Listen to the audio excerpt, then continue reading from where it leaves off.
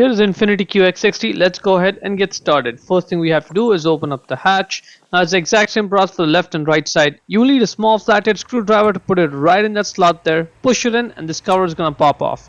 That's the bulb holder. First thing we have to do is get the electrical connector off. So press right over there and pull the connector off.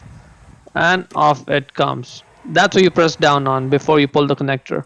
Now that's the bulb holder. Just twist to the left and it should be loose. Now in rare conditions, sometimes it may not come loose like this, so you'll have to get a pair of pliers and grab that bulb holder and then try to turn it left. Again, this is not common, but it may happen, so I'm just showing you just in case.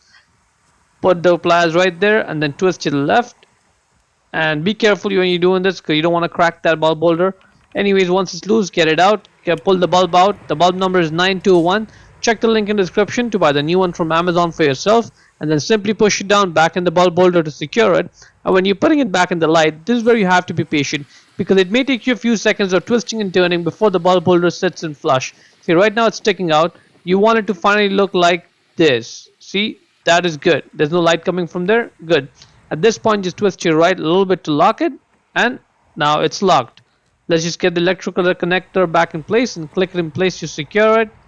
And now let's get that cover. See, this side with the two clips, it goes in first. The other side is where the slot is, where we put the screwdriver.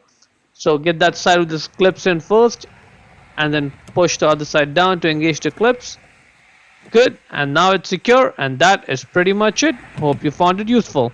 Before we go, let me give a quick shout out to Naya Motors Inc. for letting us use the car today to film the videos. They are a used car dealer here in Ottawa, Canada. Check out the link in the description for their entire inventory.